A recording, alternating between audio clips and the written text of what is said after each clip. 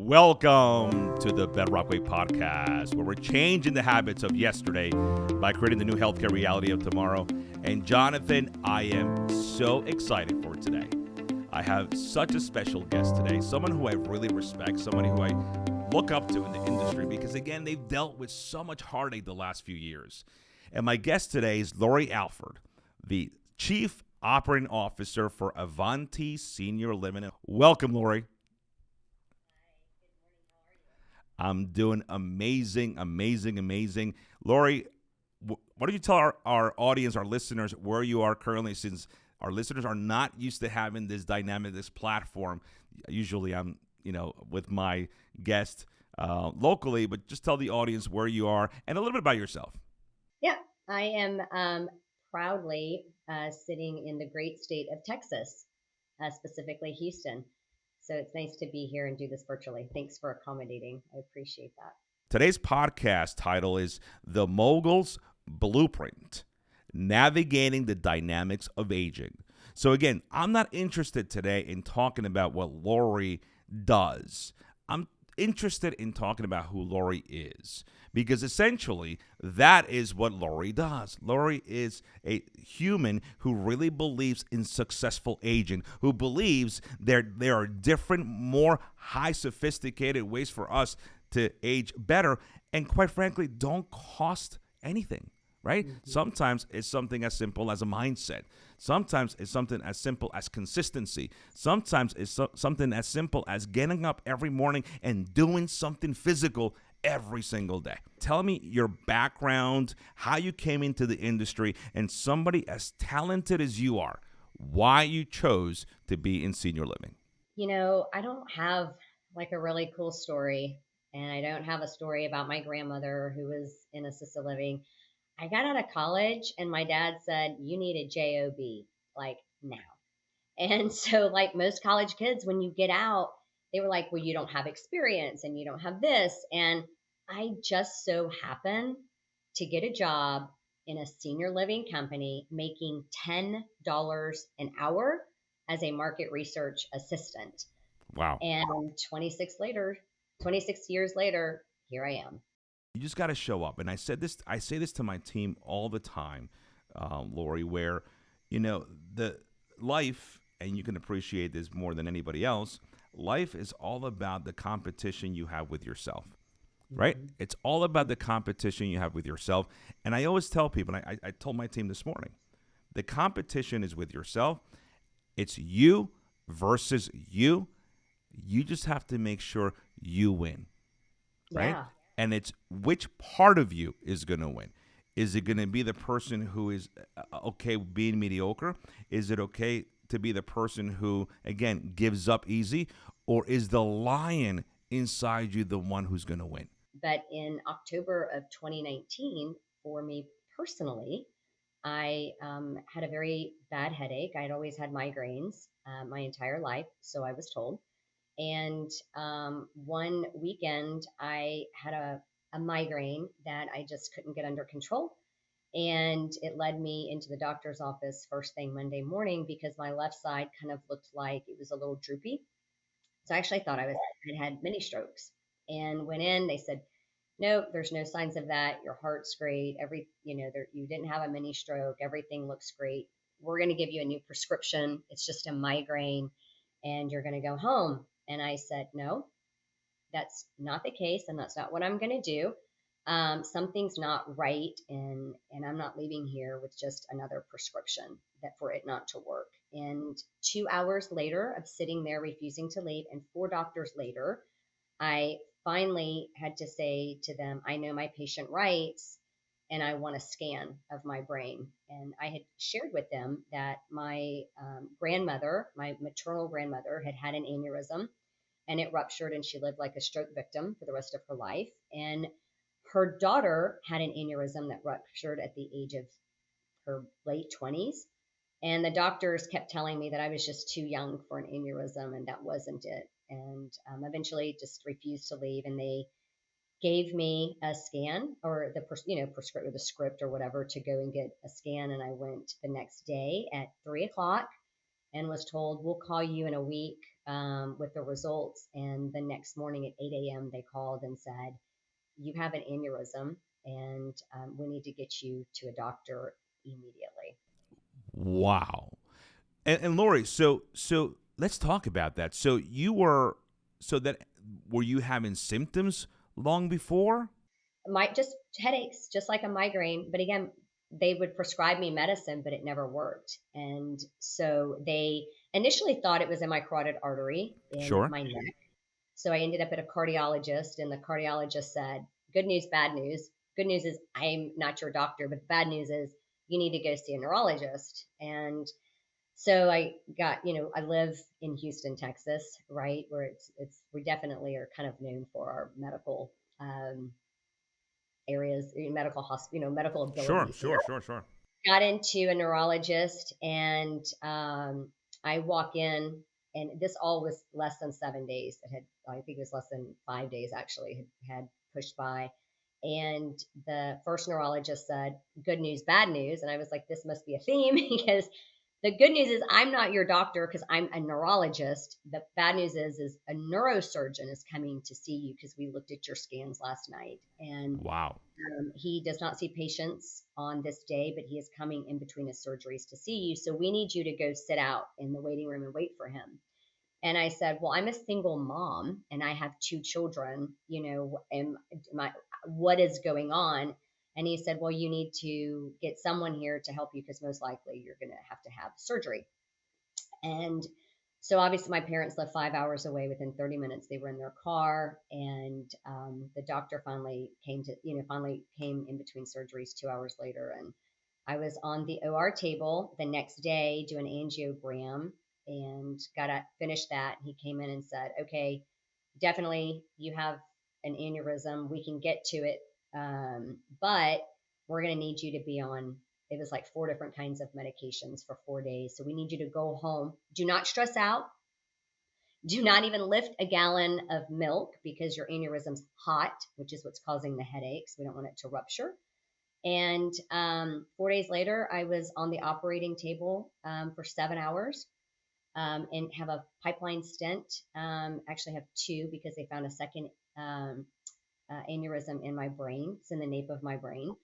And so they went through my groin, 7 hours, stented two of them, spent one night in neuro ICU, went home and passed out Halloween candy 2 days later. And you would have never known that I just had 7 hours worth of brain surgery. That is amazing, Lori. And you know what's unbelievable about life? It gives you the test, then it teaches you the lesson. So how has that, again, personal health scare changed your life? And how have you kind of I'm assuming that you're living yourself differently now. And again, and kudos to you for being such an incredible advocate. I think about so many of our residents and Mm-hmm. patients that don't have the assertiveness that you did that day, at the physician's office. So tell me a little bit about how have you changed yourself? And I'm sure you, knowing who you are, you're trying to make sure that other people don't go through the same experience you have, and if they do, they hopefully have the same outcome that you did. Yeah, yeah. Well, to continue the story real quick, then in March, I ended up back on the operating table for another 4 hours because I had a kink in my one of my pipeline stents. And so there was a total of 11 hours of brain surgery, and within 6 months of each other. And how it changed me was kind of twofold. One, I quickly learned that we don't control life. I am a type A personality and run a company, but I can control a lot of things with that, but we don't control our ultimate destination. And it really, made me recognize that work is work and work is always there. And while I want to be very successful and I'm still type A and a driver, I'm going to spend time and make time with my family and for myself. And again, being a single mom and having two kids, really having to focus on where does that balance happen or work life integration start taking place, so that you can be successful at work, but also not losing who you are and that family connection at home. I would love to talk about the legacy because I think that you're right. So we had a guest a couple weeks ago that said something so profound to me, Lori. He said, what matters in your life, ultimately, when you have your tombstone, hopefully very, very, very, very far from now, but the dates of your birth and the dates of your last day is not really what matters. What matters is the dash in the middle of those dates, and that resonated with me. And I'll tell you personally, my legacy is not to be an executive, is not to be this high power. No, my legacy is he was a good father. He Yeah. was a good husband. He was a good family man. And that is really my legacy. And I always tell people, you either become something because you had a great example, or you either become that person because you didn't have it. So it's Yeah. easier for you to identify where to go because of the void of it. So let's talk about that legacy. Let's talk about the dash, that is still pretty, very much being evolved in Lori Alford's world, and how I love what you said. I love what you said. I might be an executive, but it doesn't define who I am. I love that. And I Hmm. always tell people, and we have a lot of physicians on this podcast, and I say, this person is a singer, they're an actor, they're an entrepreneur, and they're a doctor. I think Hmm. sometimes our titles at work become all we are, and they Yep. become all people know us as. And again, I know I love what even in your bio, Lori's journey has solidified her belief that how we age is indeed a choice. And I'm going to correct that. It's not how we age, it's how we live. Hmm. How we live is a choice. And I tell Hmm. the team all the time, life is easy. Life as an American is easy. Why? Because we have a place to sleep, eat, clothes on our back, great family, and we have great affordabilities. Living is hard, Yeah. right? Because we have to go through trials and tribulations. Two questions. Let's talk about your legacy, which is again that dash. But then I want to almost, and again, hopefully I'm not speaking out of turn, but it seemed like this aneurysm experience might have been one of the best things that ever happened to you. Hmm. Yeah. So let's talk It's about that. Yeah, it definitely has. It gave me a new perspective, right? Because as we were just talking about, it was really my title and Avanti and all these things that I had done and felt I had been great at was really what defined me. But what I learned was when you're facing death, of which I, for the most part, I mean, I had to rewrite my will, right? I knew that it was a high risk um, surgery, and when you're having your prayers right before with your family, and it's a scary place, and it was a gut check to me. And you look around the room, and while I had support from work and I have great friends and I love it, at the end of the day, the buildings weren't sitting there supporting me, right? The physical assets weren't, right? It's the people, and it's really what matters is how are you influencing the people. So my dash is, how can I help people change their lives, whether it's making them feel better in the moment because we don't know what went on, an hour before we saw them, to maybe influencing them to look at life a little bit differently. But every person has something that they would appreciate being influenced with, and myself included. How do like I said earlier, I'm a lifelong learner. I love to learn. I'm so curious to everything around me because I think there's so much more than we have to offer. And so my dash is about influence, and I look at life a little bit differently now. I think, we society looks at age as a bad thing, and we say, "Oh, I'm 50," right? And we look at it in a rear view mirror perspective, right? We count that, we're like looking at, "Oh my God, I'm 50. Oh, I'm 60. Oh, I'm 40. I'm over the hill." It's like it's a bad thing. But what if we could look at it and reframe it to say, I've got 50 more years to live? Because we know we're all living towards 100 now, if you study statistics, right? We're living longer Absolutely. and older. And so, why are we dreading being 50 when we've got 50 more years ahead of us? Let's face forward and talk about how amazing these next 50 years can be. Because truthfully, I'm bordering 50 myself. I am way smarter than I was when I was 20. And so why is being 50 a bad thing? I think it's an incredible thing. I think age is a choice, right? It's the number you associate with, it becomes a choice. And back to, what if you looked forward and said, God, I got 50 more years to live. You would start living a little bit differently when you looked at it that way. I agree so much. There's an adage that I always go by that life is experienced forward and understood backwards, right? So Mm-hmm. life is experienced forward and understood backwards. And I think it should be the opposite. Mm-hmm. Life should be experienced backward and understood forward. Because Mm-hmm. I think what we do is we shortchange ourselves. And to your point, when you are looking at what was, that creates a tremendous amount of anxiety. And then when you look at what will be, that creates a tremendous amount of what we call depression, right? Because people are worried about what's to come, and especially you in what you do.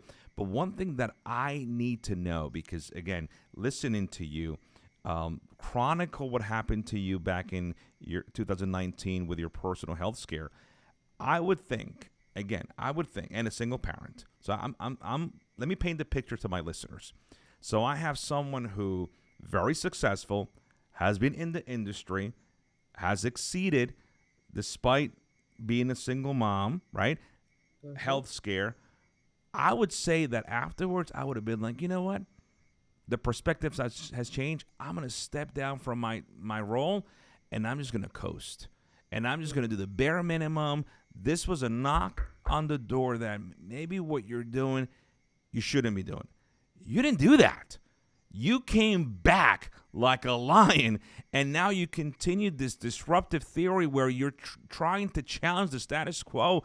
And again, it was like that is when Lori Alford was born. That's when your purpose was created. So let's Yeah. talk about that, because I know now with Avanti, you're still trying to challenge new ways of doing things, new ways of caring about people. How were you able to do that when, again, the perspective would have been easy for you to just get a job at Starbucks as a as a coffee maker, barista, and just enjoy your days, because you're still, like you said, very young. Yeah. Well, I think my personality wouldn't let me do that, even though I probably could do it for a week, and then I'd be like, oh God, I'd be trying to run the Starbucks, and then I'd be trying to be the CEO of Starbucks. Who only knows, right? And I'm not sure I would be suited for that.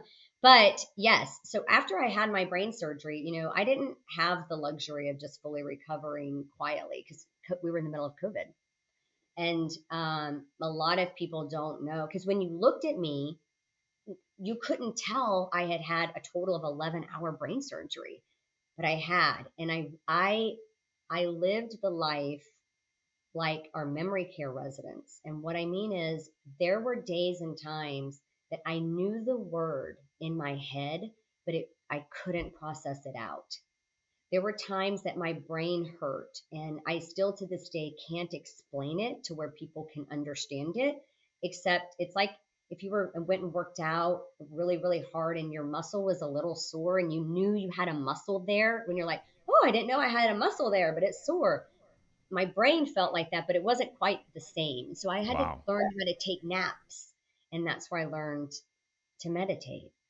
And because of these things, and I had just a lot of fog and a lot of forgetfulness, and I used to be like sharp. I could repeat stuff like nothing, but I found myself having to write everything down. That's a really scary place to be. And it was scarier because I work in an industry where I see what that looks like, right? And so that's when I really started to turn a corner and take health and how I viewed health into my own hands. And so started to do more meditation work, how to quiet my brain because it really needed to rest. Started taking a lot of supplements. Really focused on how I worked out, body movement, water. I mean, there's just a ton of stuff that I started to do very, very differently.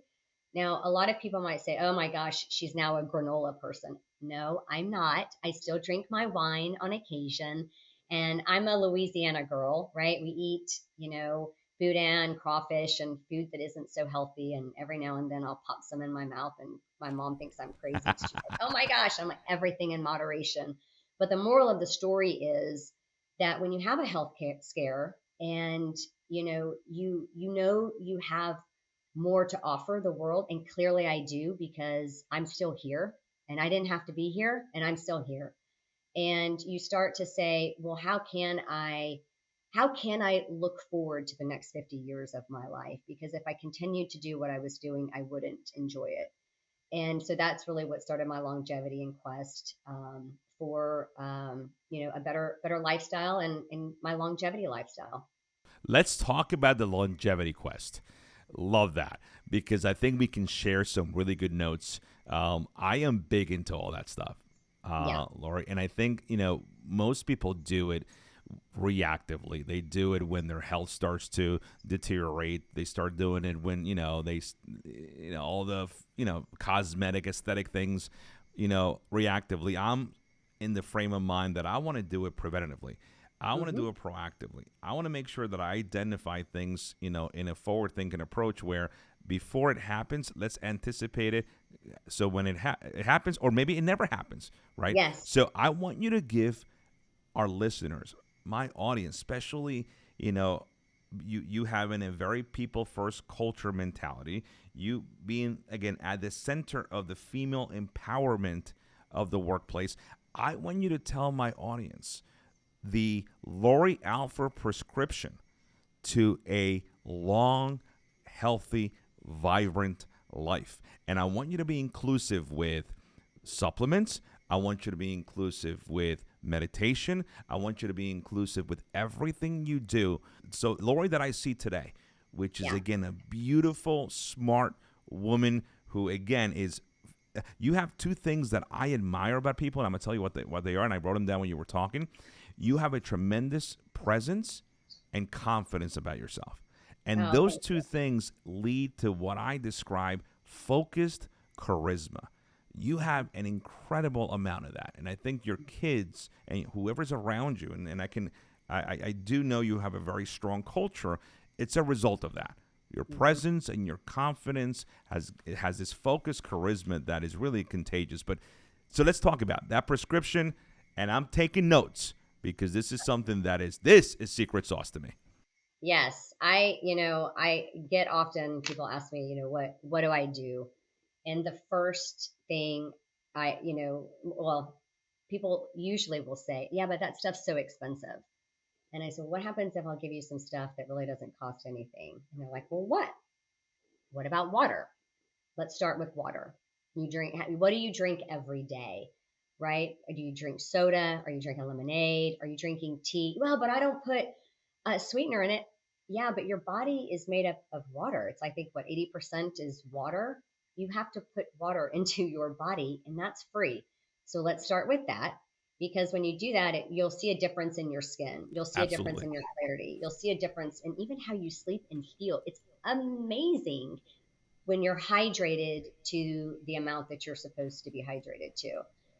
And then I always go to my second favorite, and this is one, that I'm a big advocate for, is sleep.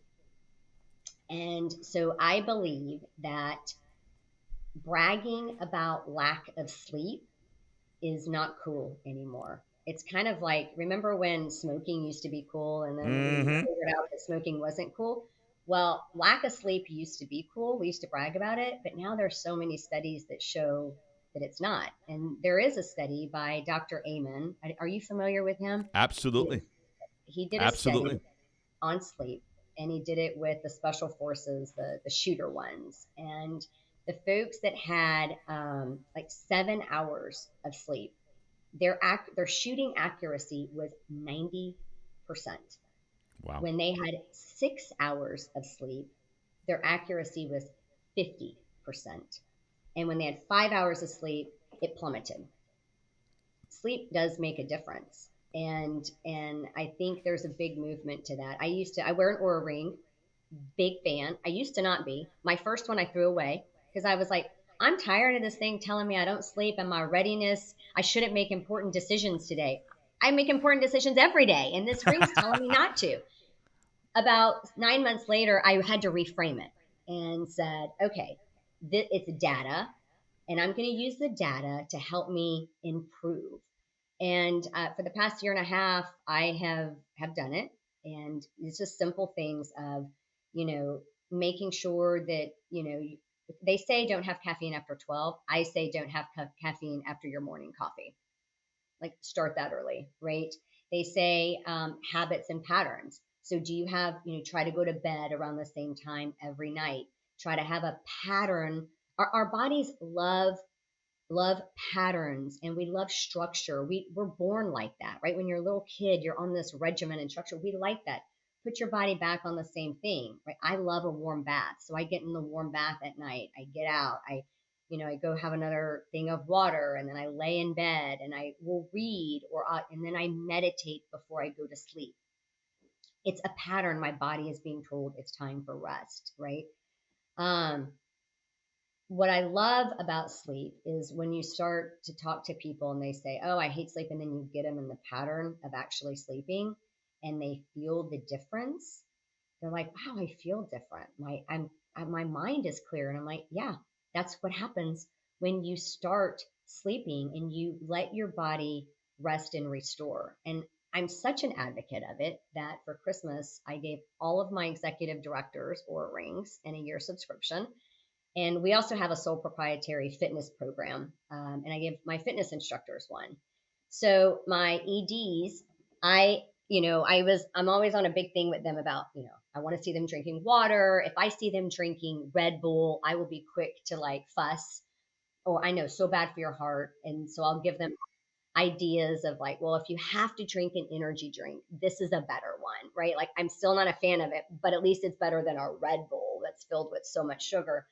So we talk about a lot of that at work, but the Oura Ring, they've had it since January, and let me tell you, my EDs, we're in a circle, right? So the Oura Ring has this thing where you can see people's scores. It doesn't tell you what time they're going to bed and how much they wake up. It just tells you their score overall. It doesn't tell you how it got to the score. I have been like, this is not okay. Their scores are 40 to 60 out of 100. And we wonder why there's burnout and turnover in our industry.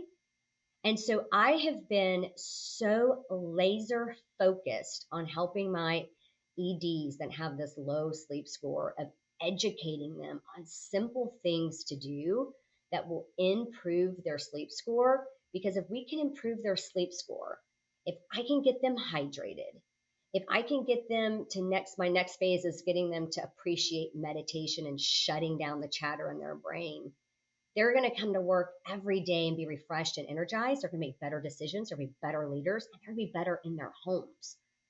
And I love that so many of them now are saying, yeah, my wife wants one, or my husband wants one. And now everyone's kind of jealous because they always hear us talking about our sleep scores and what are we doing, and what habits are we sharing. And, we're competing against each other to get our sleep score up. And by the way, my sleep score is religiously in the 90s, and it used to be religiously in the 60s. So I That's have awesome. I claim to kind of understand the algorithms of the Oura Ring, but it all works once you understand it. And so and sleep doesn't cost anything. It's free, right? I think, you have water, you have sleep. I think food is another big one. I'm a big advocate of shopping on the outside of a grocery store. They, Americans, we love convenience, and with convenience food, it's processed. There's a lot of stuff in it that our bodies don't like. If there's a Instagram follower that I follow called Food Babe, FOODBABE, she's amazing. You probably won't want to eat after following her at first because she'll tell you how bad everything is. She highlights the difference between like a cereal, like Fruit Loops in the US versus Fruit Loops in England. And she'll highlight the difference in them. And I am repulsed most of the time. It's never good. the food that the US or Americans put into our body and what is allowed. It's a very unregulated industry, sadly. But food affects our bodies. It affects our, how much inflammation we have going on, which affects our achiness. And when your knees hurt and your shoulders hurt, then you kind of start going, I don't want to go work out. I can't go on that long walk because my knees hurt. Well, it's all encompassing, right? And so much of our ailments and our aging process has to do with the food that we eat. If we could just get back to kind of that primal, right? I am a believer of meat. I'm not a believer of the vegan way, and that's a whole different podcast. But eat your meat, eat fresh vegetables, eat fresh fruit, and just stick with that. And that's just a really great place to start. You don't have to get fancy and measure and micro and what's this and what's that. Just stick with natural things, and you'll see a difference in your body within just weeks. So just for the audience to understand, the Oura Ring is a tiny health and sleep tracking device that has been a favorite of fitness enthusiasts and celebrities. There she goes. Lori has one. And it came out in 2015. Now it's in its third iteration, and it tracks and analyzes a host of metrics, including your heart rate variability, blood oxygen rate, body temperature, and sleep duration. It goes from about $250 to the fancy ones can be up to $450, but very, very affordable. Very, very affordable. And quite frankly, listen, sleeping is priceless to me. I can buy a mattress for $10,000 because, again, 33% of our life is spent sleeping.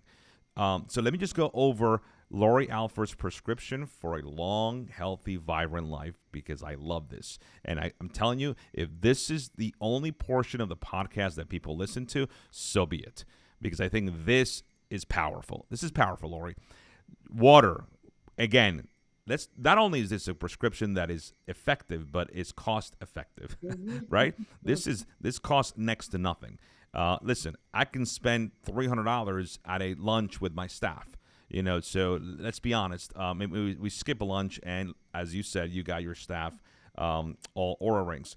Water, simple, and it's free. I would even highlight that getting a filter and staying away from plastic bottles would be very, very, very effective, because 100%. Plastic bottles have all that chemicals that just sit in factories for years and seeps into the water. As I've been drinking my water out of a plastic bottle, I took the label off because I felt guilty for it, but didn't have time to get my other one. But yes, we could get really deep dive into right. So water to me, and you're right. Water is free. Sometimes I laugh that we pay for water because we're paying for the bottle, not for the water. Yeah. Sleep patterns, and so the study that you mentioned, actually, I was very familiar with the study because it's a study that I used to enhance the justification of sleep to my teenagers.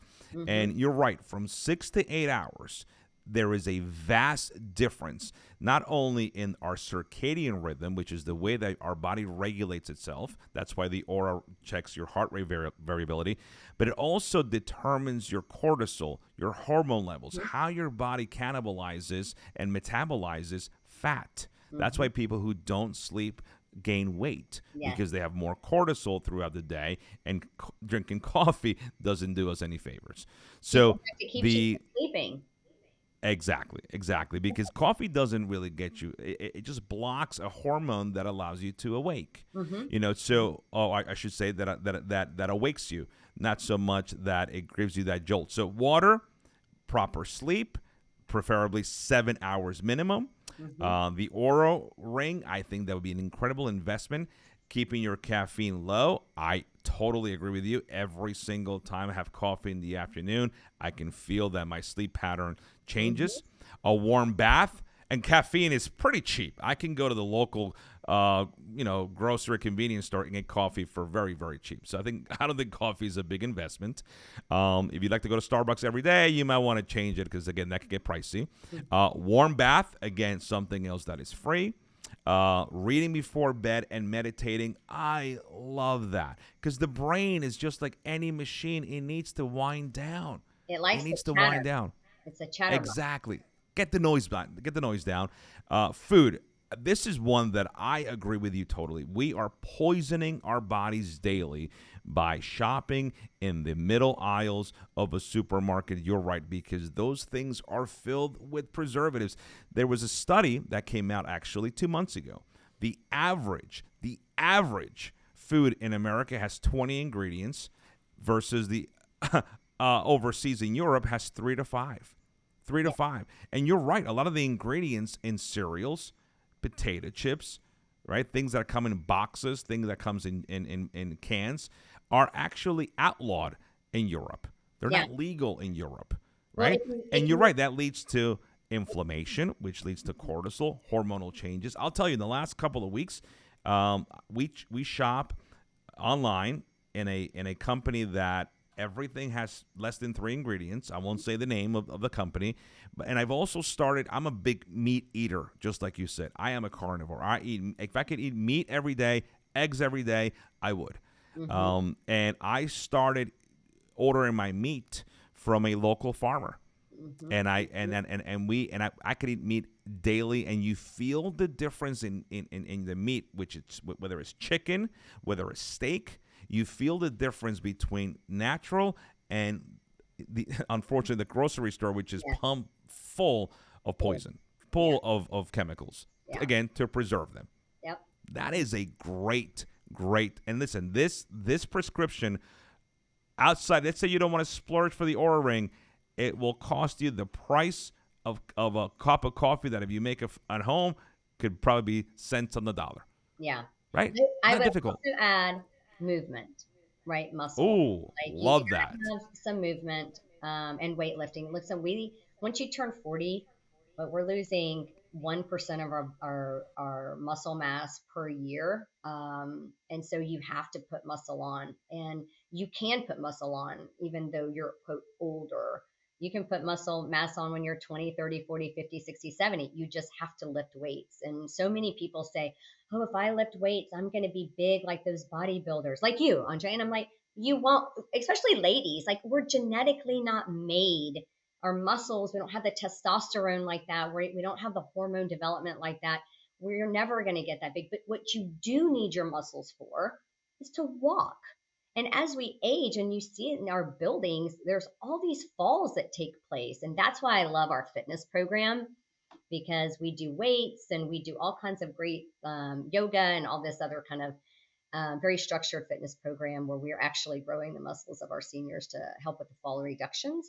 But that's still the same for us. We have to work out. And even with that, besides that, just movement. And when people tell me I work out, I go walking every day. I'm like, that's not working out. That's a normal activity of life. That's called movement, and you do need movement. And I'm a believer in movement. I go on a walk in the afternoons. It's a great way to clear your mind.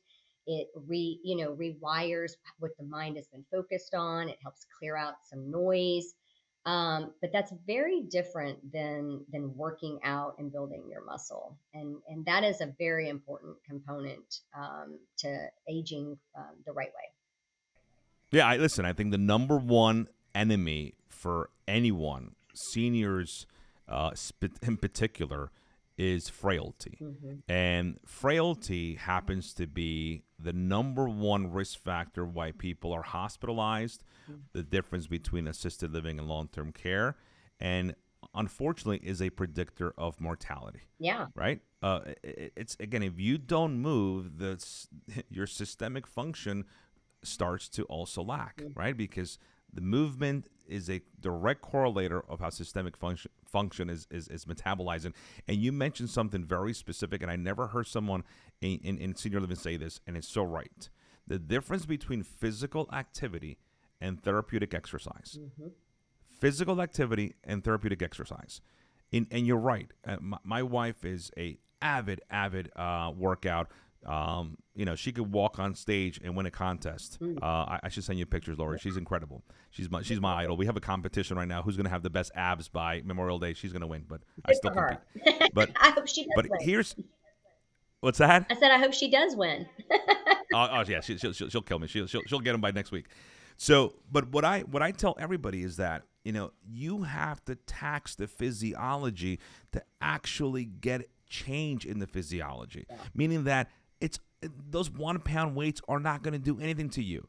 You got to do 10, 15, 20. Tax the physiology, Mm-hmm. right? Strain yourself. Soreness is okay. Yeah. That means that you're tearing down the muscle. Yeah. But people don't want to sweat. They don't want to get sore, and they don't want to get big. Listen, if it was that easy to get big, everyone would be big. Exactly. Exactly. It's not that easy. I tell everybody, they're like, oh, Andre, I don't want to be like you. I've also been exercising since I was 12 years old, Yeah. and I'm 45. Yeah. So it takes a long time to look this good, Lori. I'm Yeah. just kidding. But in all seriousness, I think that movement in senior living is really underappreciated. 100%. So tell me how is different at Avanti, because I love that we're in this topic, because especially with seniors who have dementia, everybody says, oh no, just leave them alone. Mm-hmm. We don't want to bother them. Mm-hmm. You know, they're not going to remember. Well, the muscles don't get dementia. Yeah. But guess what? The muscles, to your point, can always get stronger. Yeah. So Yeah. what are we doing at Avanti that's different? Because again, no one in senior living right now is talking like you. Yeah. Everyone just wants comfort care and hand holding our residents to the grave, rather than allowing them to live with dignity and understand that, you know what, doesn't matter what age, you can still live with dignity. And that means you got to live with strength. 100%. Yeah. So, we have a fitness studio. We have no equipment because they're not going to use equipment, right? We've all seen the buildings that they have equipment and it just collects dust. I mean, we have seen it in our personal homes. We have the treadmill that becomes the clothes hanger, right? It's just not used.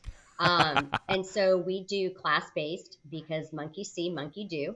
And we have a weight class, we have yoga, we have a HIIT class, we have spinning. We have the small little pedal things, and they actually get going. And then we do some brain work. And so we have 5 different programs that we do in assisted living. And then in our memory care, we have 3 of those programs that we bring over to memory care. They're only about 15 minutes. Obviously, their attention span's a little bit different, but we do it after breakfast and after lunch because it helps them digest their food. And then we do it before sundowning to help work out some of that agitation. And we have countless stories of work that we have done with our residents, with our program, that are more successful than physical therapy because we don't give up on them. They don't tap out of our program like they do physical therapy. But one of my very, very favorite stories is there was a resident, a male, and a care partner overheard him. He's in a wheelchair, and the care partner overheard him say, "Oh, I wish that I would be able to walk down the aisle at my granddaughter's wedding." And the care partner took that to our fitness instructor, who then took it to the ED. And they called the daughter and said, "Listen, congratulations on your daughter getting engaged. Mr. Jones said that we overheard him say he would love to be able to walk at the granddaughter's wedding. Would you be okay if we really pushed him and did, because we also offer private classes as well, would you be okay if we pushed him and kind of got him into doing some private classes outside of just the group ones?" And the daughter was like, "Sure." So fast forward a year, they set up for pictures in the church of the family where there's the granddaughter and the daughter and the new husband to be and all this. And they roll Mr. Jones halfway down the aisle, and they stood him up, and with help he walked to the end of the aisle to greet his granddaughter. He would have not been able to do that had it not been for a year's worth of work with our program. And we have just countless stories of people that, were in wheelchairs, and with our work now are on walkers, or maybe they still use their wheelchair, but they can transfer by themselves. Or there's just so much power behind growing your muscles, and it doesn't matter your age. It's kind of like learning. We say, "Oh, they're old, they can't learn new tricks." No, the difference is when we're young, we're always learning. So we're constantly learning. Our brains are craving that. When we're old, we have to work harder to learn. Reading is not learning. Learning new languages, that's learning. We're, really getting our brain to process things in a different way. And so it's very similar. No one is too old to learn, and no one is too old to grow their muscles. Well, they say that the only reason we get old is because we stop moving. Hmm. We don't stop moving because we get old. Is actually the other way around. What makes Lori happy? What makes you Oh, happy? my family at the end of the day. However you want to describe it, my children, my boyfriend, even my work family. When they're happy, I'm happy, and that just ultimately gives me a very warm heart. Love it. And then tell me how Lori grew up. And let's go back as long as we can, because I always say to our guests, you know, who we have with us during the time that we sit down is a culmination of years and sometimes decades of trials and errors, Hmm. failures, failures followed by success, and failures and success. But how do you, the Lori that stands in front of us today, how was that Lori formed in the early years? Yeah, so Earlier. I grew up a military brat. My dad is a retired colonel in the Army. He flew Cobras for them.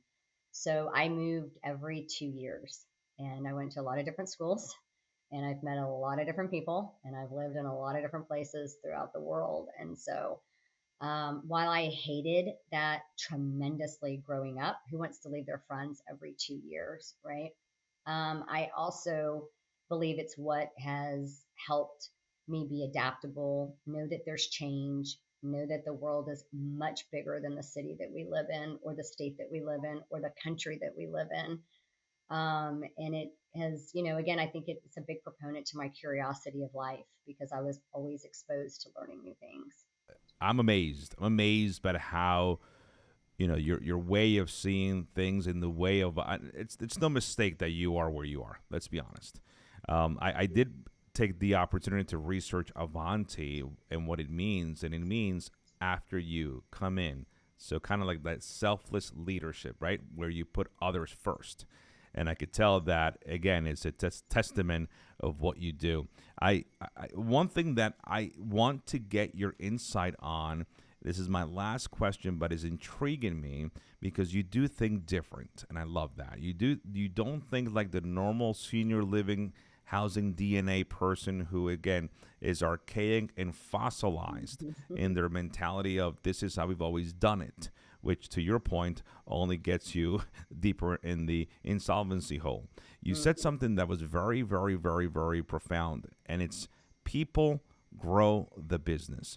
And we sometimes over perseverate about financial sheets, NOI, EBITDA numbers, revenue, census, occupancy, blah, blah, blah, when the focus should be on your team, on your staff. And if you, I always tell people here, Lori, I have one value proposition. And believe me, I can run around financial sheets. I know I got all the bells and whistles when it comes to financial literacy. But what my biggest commodity, and I think it's yours too, is the fact that my value proposition is to make people happy. Because ultimately, if you're happy, you're productive, and if you're productive, you grow the business. I mean, it's that easy. I just taught you, I just saved you thousands and hundreds of thousands of dollars to get an MBA. You don't need it. You just need to know how to treat people, and it's how others want to be treated. Mhm. But one question that I have for you that is a frustrating question to me, and I want to see how you answer it, is a lot of our peers, a lot of our colleagues, and you say you guys build your own communities. Why is it?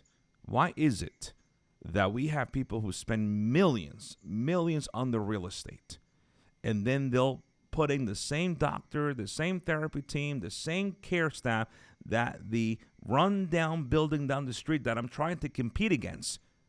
I put the same care, which should be the number one thing that I invest in. I do the same thing that everyone else has done that has census problems, that has fall problems, that has issues with their dietary, that has hospitalizations through the roof. Why is it that we have this perverse, almost insane approach to continue to use the same ingredients rather than do things that are different? Why? I don't have the answer because I'm not like that, but I think it's people only know what they know, and most people don't like change. People will say they like change, and having been in the industry for so long, I see that, we say it's change, but they move the needle just a little bit, just a tick instead of all the way around. And I think that, even though our customers are changing, as we talked about earlier, whether it's residents or employees, our industry just has a harder time with adapting to that because it's new and it's change, and it's like turning a steamboat in a bathtub. And I often say, what if there were buildings that you went to and you chose how you aged instead of being reactive in our buildings where you go to be taken care of being aged for?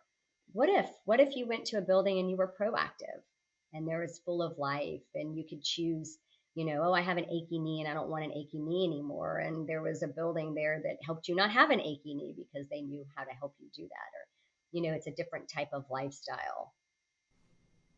I wouldn't I, mind living there. I love it. I love it. And listen, I want to first of all I want to thank you for being on the podcast. I really really enjoy the conversation. I could probably have 10 podcasts with you and still not feel like I got enough information. I love the way you think. I love the way you approach senior living. I had a bunch of things to ask you about senior living, but I actually don't even want to, because who you are speaks volumes rather than do give you questions that are quite frankly beneath you.